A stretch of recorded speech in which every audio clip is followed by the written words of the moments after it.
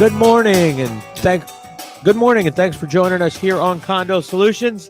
Every Monday morning from 9 to 10 o'clock, we talk about things that affect you in your condo or your homeowners association. Some of the things that you may be interested in, or some of the things that might have caused you some concern or question. We're here to answer those questions or to do the best we can. My name is Mark Breckbill. I'm a CPA and also a community association manager, and have been practicing in this area for about 25 years, and have been a licensed community association manager for I think about the last 3 or 4 or 4, something like that. Anyway, and that's my background. Along with me, and been doing the show for about 17 years now, is Peter Mullengarden. Peter is our attorney, and he's the one that helps us answer all those legal questions. And as many of you know who are regular listeners to the show, he's really good about not, of giving you an answer, the best answer he can possibly give you, without, all kinds of caveats and all kinds of different things. Which, whenever I say that, then we'll have a question that has that. So, it'll be one of those ones, the caveats, because there are some of those kind of things, but I did want to mention that, just as part of the ground rules, that we do try to give you the best answer, and a answer that tends to be workable, both legally and practically. But we can't always give you an answer that you can go to court with, because we don't have your documents. So we always caution that if you've got a situation that's very serious and you're potentially going to go to court, you need to hire. You need to contact your attorney or hire someone like Peter, who knows the industry, and then have him look at your documents and help you through the process. Otherwise, though, we will give you an answer based on the statutes and based on your interpretation of your documents and common practice in the industry, and other types of things like that come up and that we can help you with. But we, like I say, we can't give you a hard and fast. Also, we will, a couple of things that we also tell people every week is that we will talk a little broader than your question sometimes, because there are situations out there that are similar but not exactly the same. And so we'll, maybe give a little bit broader, so that if there's other circumstances, it would help another listener who maybe doesn't call or didn't call. And speaking of that, for that reason, we really don't ask for your association. There's a couple of reasons for it. One, if people hear the association, they might think it's not their problem, so they don't listen. And sometimes the issues are exactly the same. So we don't want anybody to kind of tune out because they don't think it's applicable to them. The other reason is that sometimes it may be an association that we know or we work with or are involved with. And so, from that standpoint, then that puts us in a situation where we don't necessarily like to do that. So if we're talking generically, we can give a better get a better answer and a better position. Not that we don't give you a good answer when we're working one-on-one. I don't want to say that, but when you're on the air and doing something, it potentially opens up some other issues that might come about in terms of situations that are out there. So those are the only caveats we have. We've been doing it, like I said, for 17 years. Hopefully we've been a help to you and to some of your neighbors and friends. You can call in. The number is 220-9788, 220-WSTU. Of course, that's 772 area code, 772-220-9788. So anyway, that's the number in the studio. And you can write that number down for other shows. A lot of the shows on WSTU, you can call in and ask questions. And so that number is good in the studio here. Evan will pick up in the morning and help you out and get you on. So that's the studio number. Otherwise, good morning, Peter. How are you this morning? Good, Mark. Good morning. How are you? Good. Doing pretty well. I had kind of a fun weekend this weekend. I actually was down in your neck of the woods for a little while, Peter. I was down went down to the mall, and I did forget that Palm Beach County is different than Martin County from the standpoint of what they allow and don't allow. The biggest thing being the the restaurants, I was amazed at, up here in Martin County, we're up at over 50% capacity, at 50% capacity on seating. And I think down there, you guys are still miles apart in terms of, you can sit 6 feet, 7 feet apart. So I noticed, one of the restaurants I went down there, it was pretty tough. They were pretty spread apart. They were having a hard time, I think, making any money. I told a friend of mine I think I would just shut down and send everybody home because it does make sense to sit there and lose money. But anyway, it was that was quite a bit different. I was surprised about that. Most people were. Most people were doing the social distancing and all of those kind of things, which is good. That's been happening up here in Martin County. But so that was kind of an interesting thing on Saturday to go down there and see that. And then yesterday, my grandkids had my birthday early. Today's my birthday, so yesterday my grandkids were out and they took me to Dune Dogs. That's where I wanted to go for my birthday dinner, and so I went down there and we had some fun there and hung out with the grandkids. So you can't beat that on it's a great way to turn 65. So it was a lot of fun. Anyway, so that's what I've been doing. Happy birthday, Grandpa. Yeah. Okay. Yeah, I'm officially a Pop. I have laid title to that name. I like it so much I may use it outside of the the designated meaning. I like being a Pop. Well, you look like a Pop. So I know. It's my job. I like that. I'll be every Pop's Pop if they want me to. Yeah. So it's a good weekend, but but it did make me think a little bit about I still forget that as you go further south, it's a little more strict than we are up here in terms of we've had better results. I mean, we've got at this point, I think our numbers are pretty good. I do understand why there's not more testing right now. Having gone through the test myself at one point with the swab they stick up into your eyeball. I wouldn't do that one again. I tell you that was a painful process, and it was not fun. So I can understand why some people are reluctant to have that done, and don't run out unless they've got some real symptoms that they're worried about, or have some reason that they have to have it done. But so it was kind of a weird situation. It was kind of painful. So, and so I had that done a week ago, and it was kind of I wouldn't wish that on anybody. So, but I do know, it seems like going further south, we're still kind of tight down there. The numbers are still kind of tight. I did want to. I mean, obviously, the further south you go, the more dense the population. Okay, when you go to those people are stupid down there. Oh no, that's not what you meant. Broward and Dade, thank you. But Palm Beach just moved into, I guess, the phase 2.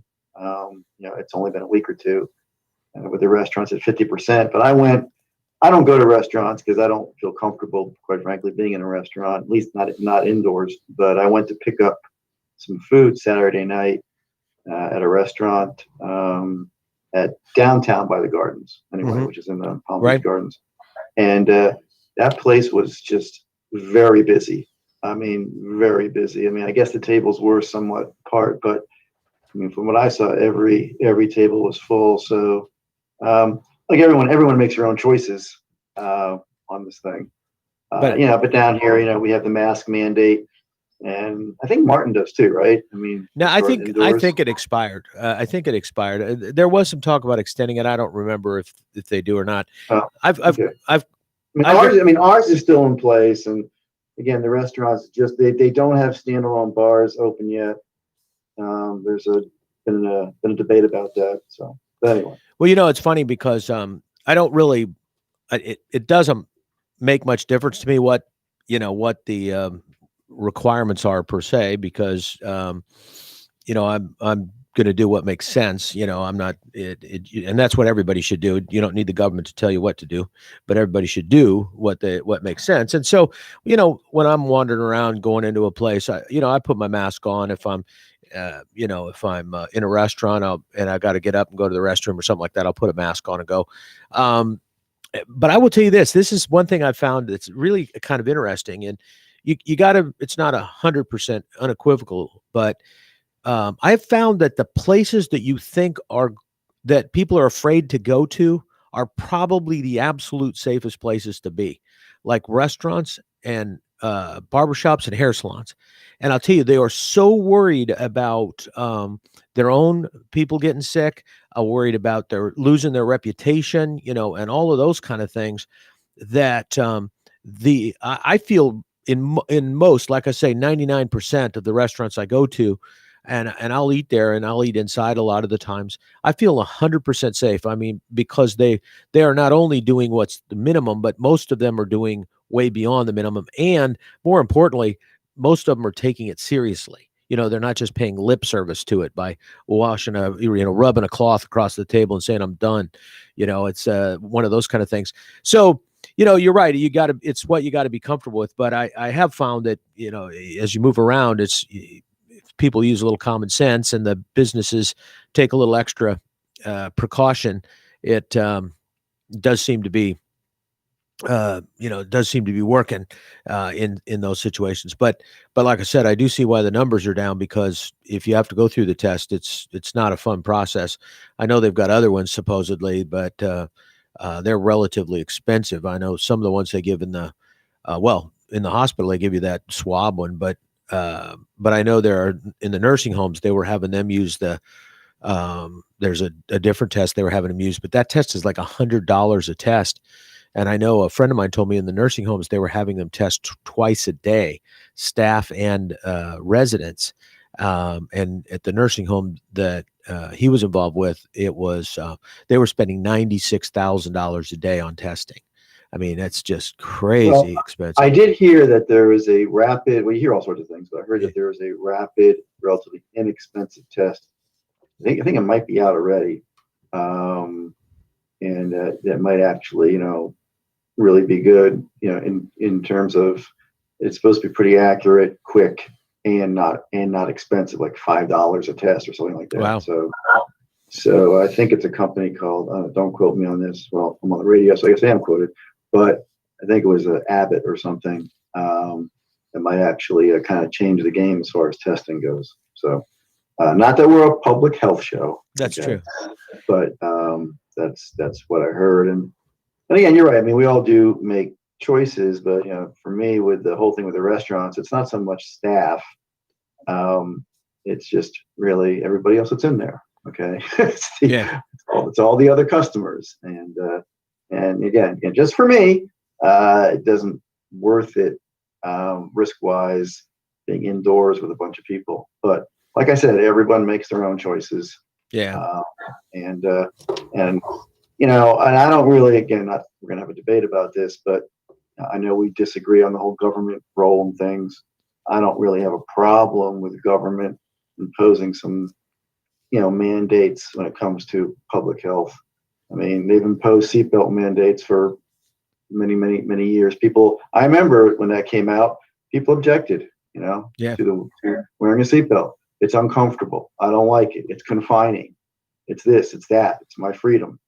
Well, I think, in the last, whatever it's been, 25, 30 years, it's become second nature. Get in the car, you buckle up. Well, now we have airbags. Now we have airbags too. And with the airbags. Now, again, I don't want to make this into a giant debate about it, but I do think in certain circumstances, I think it's, that's the government's role to try to protect us. So anyway, they like being protected from condominiums, right? Right. Well, I was speaking of that, kind of back on that a little bit. On track? Yeah, on track. Well, you know me, I have a short track and I'm off of it most of the time. So, we had a meeting the other day of the CIRA committee, and for those of you who don't know, that's our Florida Institute of CPAs. That's our group that deals in this area, in the area of condos and homeowners associations and timeshares and all that. And that committee is probably, I would say, is probably the most active we have a committee that's fed tax, and there's a lot of dialogue on that, and that's probably one that has the most communication. But the SEER committee is one that's really had a significant impact. The FICPA is a lobbying organization, and we its goal is to protect the CPA license, and so and in the SEER area, we've taken a very proactive role in terms of trying to also protect the citizens and the people, and making sure that that they're not being taken advantage of, because there is a lot of issues in condos with fraud and other things, and so SEER has taken a very active role, but and we're looking at legislative things coming up, but most of the time we deal with only the legislative issues that are that are specific to the CPAs. But this year there's going to be some. I mean, everybody's talking about what we do with the what's going to happen with electronic meetings now that everybody's been doing this Zoom. Where are we going from here? What there was, the issue of whether you can still continue to be doing Zoom meetings right now, those kind of things, the things we've talked about on the show. It's interesting. I guess the governor's got a task force specifically on for the state of Florida on SEERAs and some of the issues there. And I know there's a couple of our CPAs from the SEERA committee that are on that task force, and they're dealing with some of those issues right now in terms of what you can and can't, what's going on, and what has happened, and taking note of what's happened in terms of some of the regulations going forward and what's going to happen. I know and I think that we have a new, we have a new person in charge of the division. We have a new person in charge of the department of DBPR, and that's going to be that's going to be interesting, because that's a new person that's going to bring some new ideas and do some things probably, or get involved. So I think we're going to have. I think it's going to be an interesting year from an activity standpoint going forward with the state. People are expecting a little bit. The only downside is there's really there's nobody in the legislature right now who's kind of taken up the mantle of SEERAs that's out there really actively involved. Just a couple of the legislators that had been very active in that area have both termed out. So there's some issues. There's questions there as to, there might be some stuff going on, but who's going to bring it? What kind of stuff are they going to bring? But anyway, so that was an interesting discussion. Some of the things that are going on there is interesting. The one thing, Peter, and I'll mention it here we've talked a little bit about it, but one of the byproducts of the CPA industry, we follow generally accepted accounting principles. Those are promulgated by the Financial Accounting Standards Board, the FASB, and so generally, that's over the years, that's where we look to for guidance on how to account for certain issues or for transactions.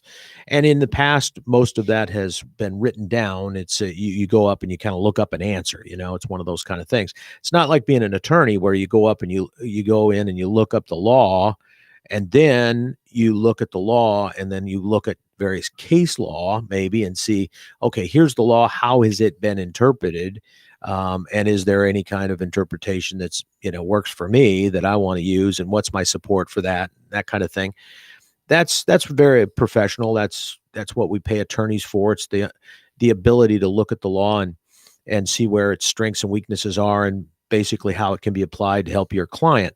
CPAs, we used to be like that 30 years ago, and then all of a sudden we decided that we needed somebody to tell us what the answers were. And so the FASB proceeded to do that. And they proceeded to do it in very, very detail, very, very specific detail, which resulted in two things: CPAs that can't think, and lower incomes, because you don't pay somebody to look something up. You pay somebody like Peter to come up with an answer that works for your association, uh, not to go look up in a book and say, see, here's what it says you got to do. So here's my bill for $400. No, that's not the way it works. So, and our profession now is becoming more, it's trying to move back to where it was 30 years ago, to more what they call principles-based accounting. And that is an accounting where uh, each CPA reviews the principles, and which is kind of like our law, but there's no rules. It's the principles, and then they determine, based on those principles, how they're going to interpret them. And they may look at other places for guidance, but they basically, it comes down to how they interpret those principles and are going to apply them. And that, because the financial statements for a CIRA, for a condo or an HOA, are your financial statements. They're yours. You determine the accounting. The CPAs only give you advice. Now, I know most people think the CPAs do the financials and they put together the financial statements and the annual report, and they do the audit and all.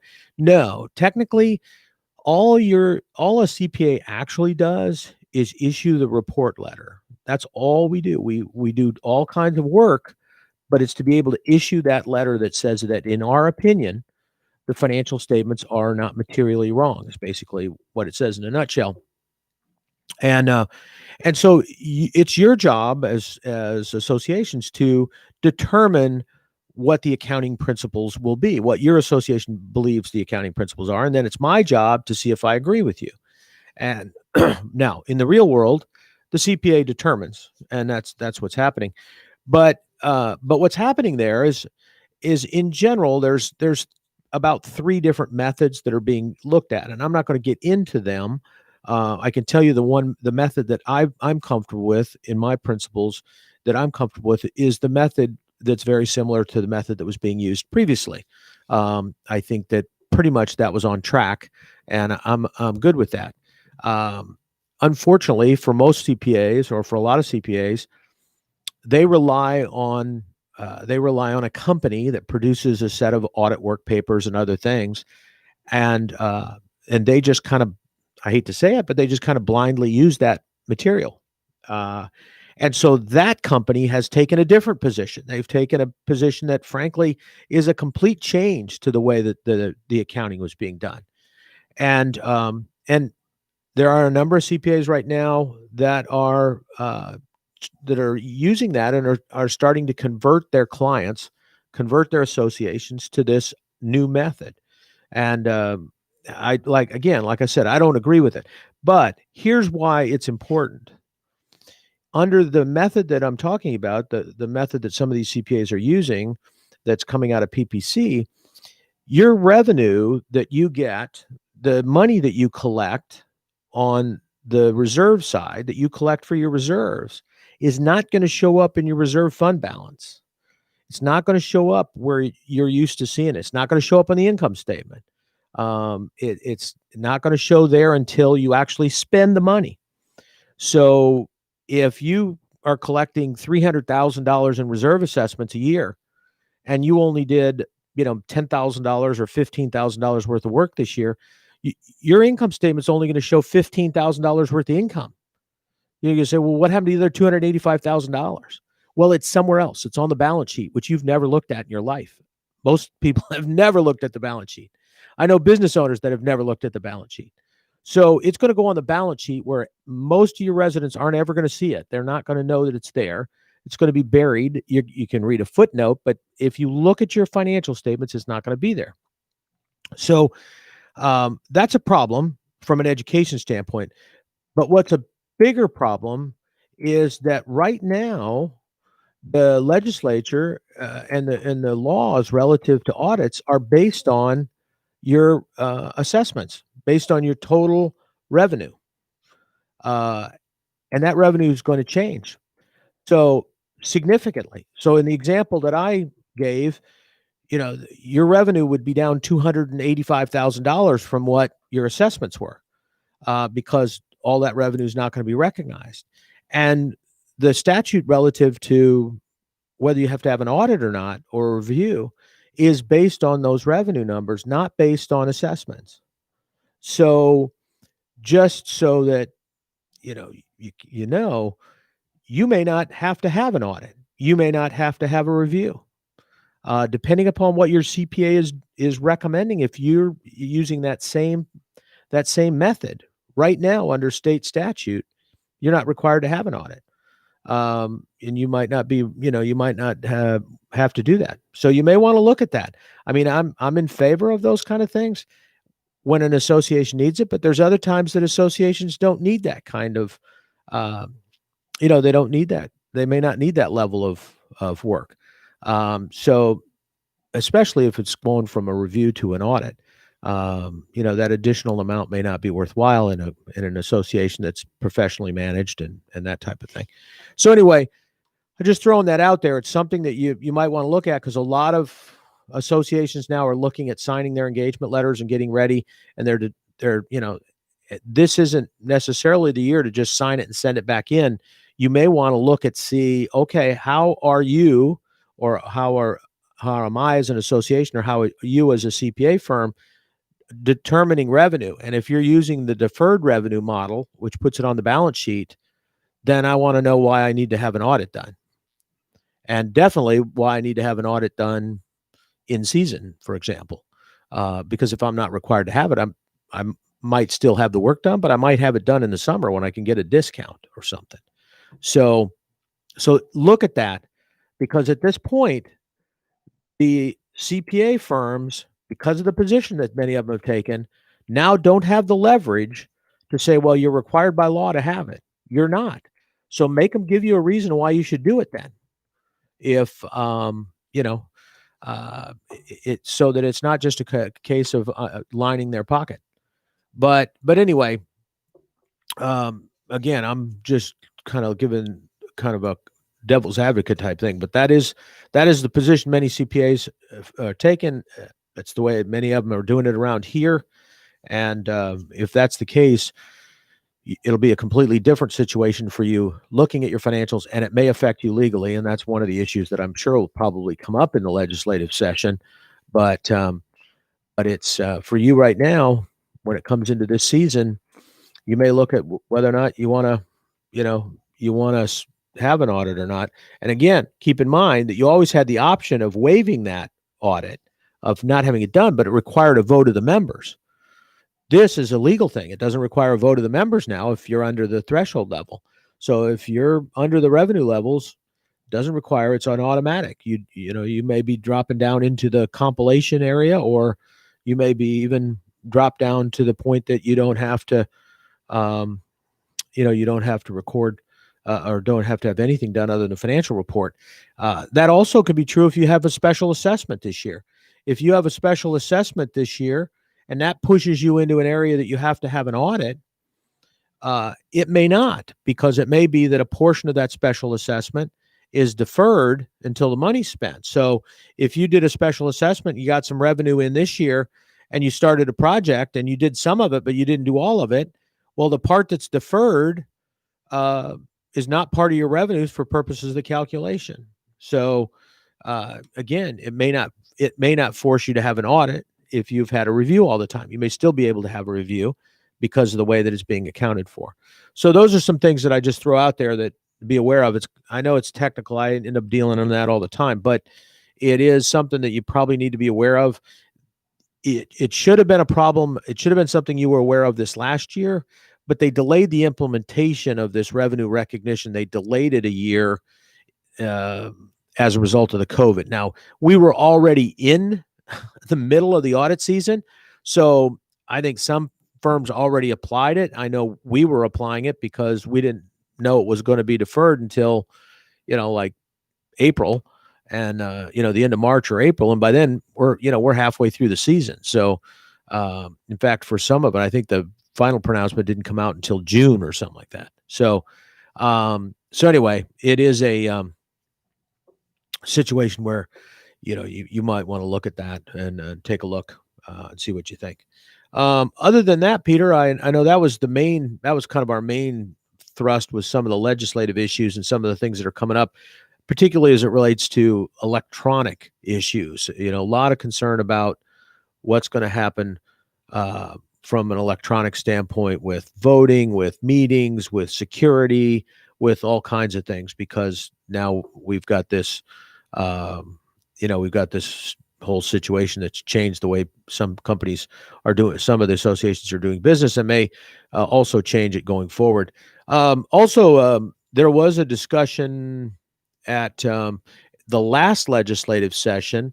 I know we've had some questions about investments and what kind of investments that you can get involved in, and the investment advisors put and not all of them. It was a group, a lobbying group, that was trying to push through a proposal through one of those legislators that was going to be tacked on to a bill right at the end of the session. Fortunately, the FICPA worked with some others and got it taken out of there. But what it would have done, Peter, is eliminate. First of all, it would have allowed associations to invest in any kind of stocks, bonds, anything they wanted to, with no restrictions, because now there's restrictions, including insured deposits. You wouldn't have to have insured deposits and all that kind of stuff. And it would have also allowed associations, to lose money. The preservation of principal would no longer be the primary investment. The philosophy. In other words, you wouldn't be bound.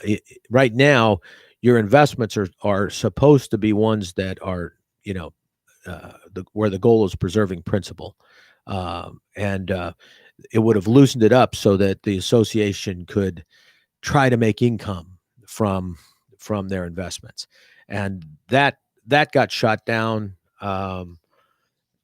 Thank goodness, and it was. And there is another group in there. There's the thought that it's going to come back, but there's, most people pretty vigilant. They also wanted CPAs to sign off on the investment policy, which we would never do. That would be impossible.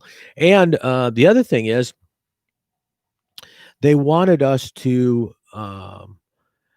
They were tying it to reserve, and that's how they got it in there. They were tying it to reserve maintenance and reserve balances. And so what they wanted CPAs to do is to first of all allow the associations to be able to invest in these things where their fair market value, they would be able to make more money, presumably. And then they wanted us as CPAs to sign off that the reserve balance is adequate, and that the investment, situation is adequate, and that the balance is adequate. So that was a thing that probably won't go through. But there was some talk about moving towards more of a more of a risk-based investment policy, which was kind of a scary thought. Anyway, other than that, what's you got anything going on, Peter, that maybe some things that you want to deal with? Well, speaking about legislation, I know one area that's being looked into, both by the Florida Bar and I guess others, is the emergency powers. That was, when this whole pandemic began. What was that? About 6 years ago? Seems like 5 or 6,000 days. When the pandemic started, and then this kind of dovetails into a little bit what you're talking about. With the Zoom meetings and things.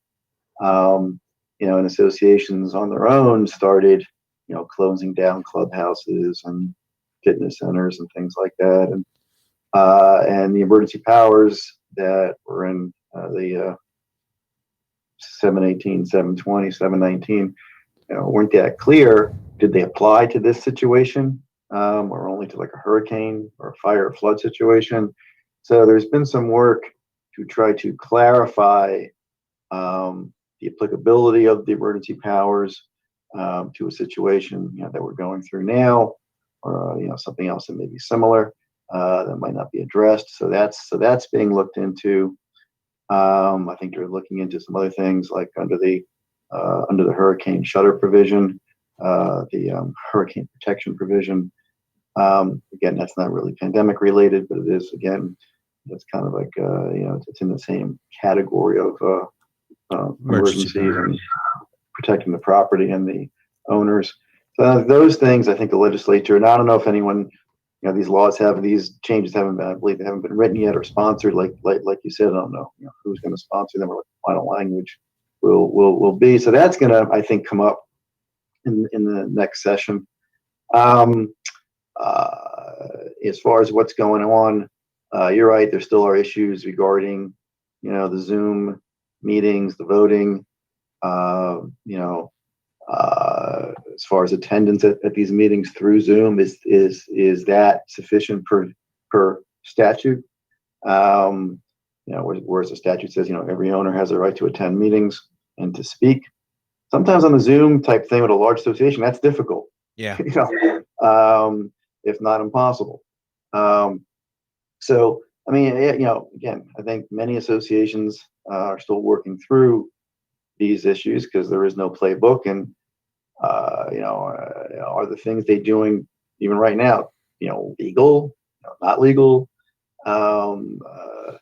Maybe we'll see some cases after this. I don't know.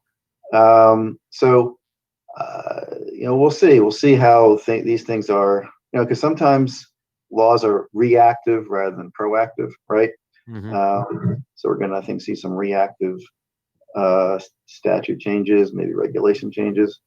And I don't have all the perfect answers here, but I do think that what we're going through has raised issues. Now, hopefully, we won't have to go through another pandemic. But clearly, it happened once. I think clearly happened again. Those are some things. As far as we're now moving into, as because you're a CAM, budget season, right? Mm-hmm. So we're going to be having more meetings, and the pandemic doesn't look like it's going away anytime. At least it doesn't seem that way. So we're going to have to be addressing more meetings, more voting. In the summer, at least, there were still meetings, but we weren't having typically, the major stuff that we have in the fall and the winter. The annual meetings, the voting, the budgets, the waiver of reserves. So all this is going to, just like we see on the national level, with fights over mail-in voting and this kind of voting and that kind of voting. I think we're going to see a lot of that in our area, and trying to work through that. And I will tell you, Peter, it was kind of funny because we were having a Zoom meeting, of course, for our SEER committee, and I'll be danged if and this is a problem where you're dealing with some of this stuff. So I'm in my office on the Zoom meeting, and I was on. I think at the time I was on my. I might have been. I was on my laptop. I guess I wasn't on my phone, but I lost internet in my office. It wasn't that I lost it it dropped. It dropped me, from the Wi-Fi. I got dropped off the Wi-Fi, and that's enough to disconnect the call. So now at that point, because I was on the phone side of it, Wi-Fi and on the phone. So now you have to log back in and you have to get into it. And the bigger problem though was I was off for maybe about 5 minutes is all before I got recognized to get back in, and I missed some fairly important conversation, and you can't ask everybody to go back and do it again just because you dropped off, because there's people coming and going. So some of this electronic stuff is really, like you're talking about with the voting, and you got a big crowd. How do you know that everybody supposedly has a chance to be recognized?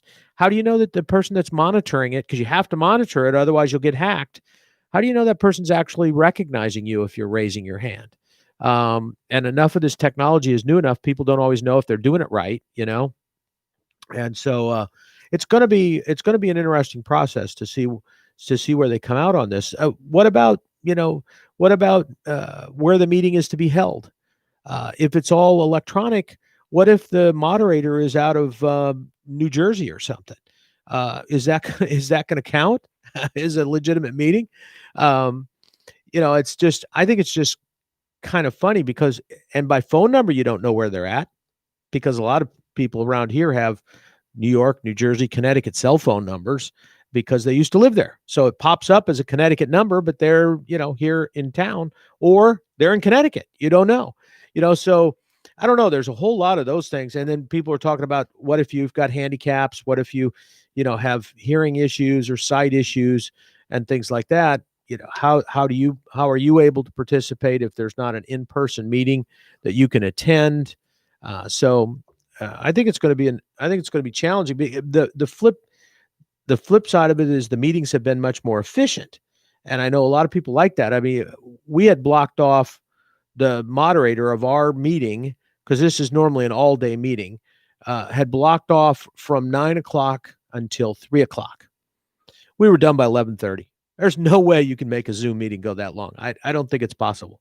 So, but anyway, so that's kind of interesting too. Is just the whole management of meetings. They're more efficient, but are they more efficient because people aren't being allowed to participate?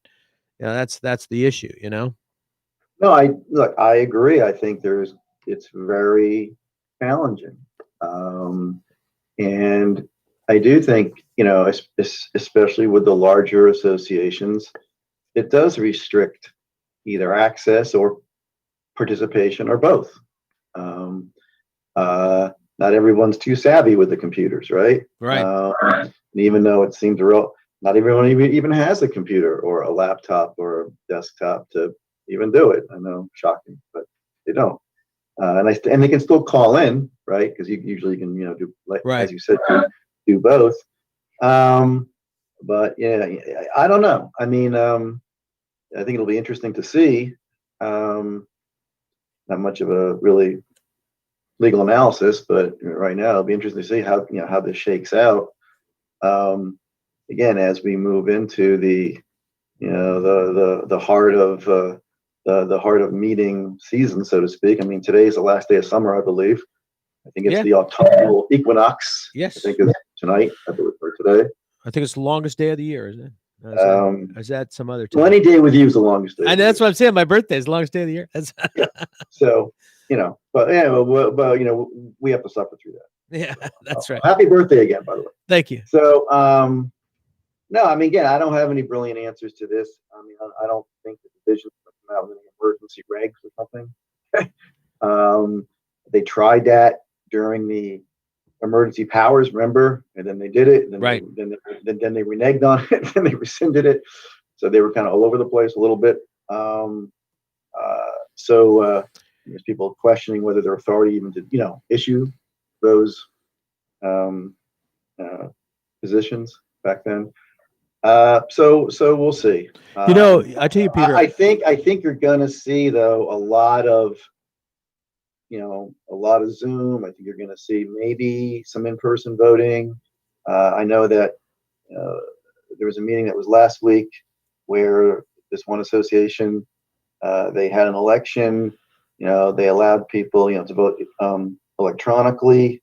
They also had people vote in person, but they wouldn't allow anyone to stay in the room. Huh? Really? So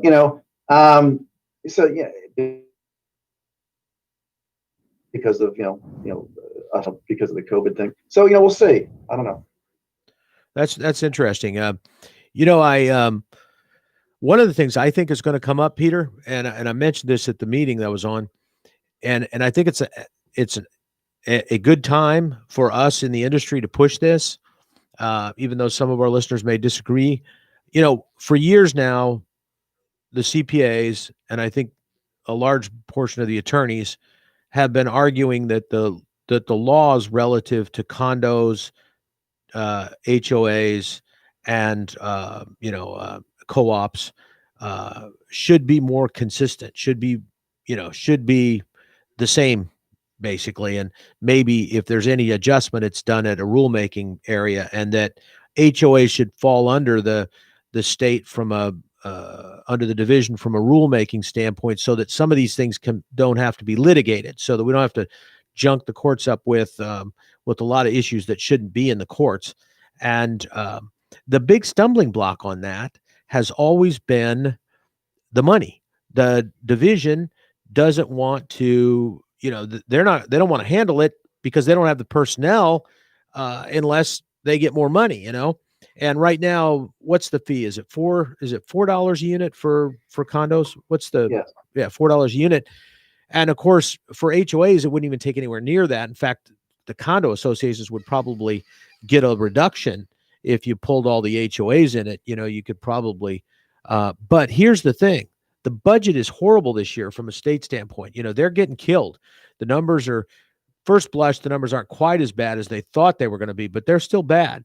Sales tax revenues down. I think somebody told me, somebody that should know told me that I think the number was 40% of the revenue in Florida is based on the Orlando Disney area. They generate that much of the state's revenue. And wow. Yeah, so the numbers are bad. And but I was thinking about it. If you think about it, if you charged $2 a unit to every HOA, even if you reduce the condos, if you did $2 a unit to every HOA, think how much money the state would raise to support the division and the department.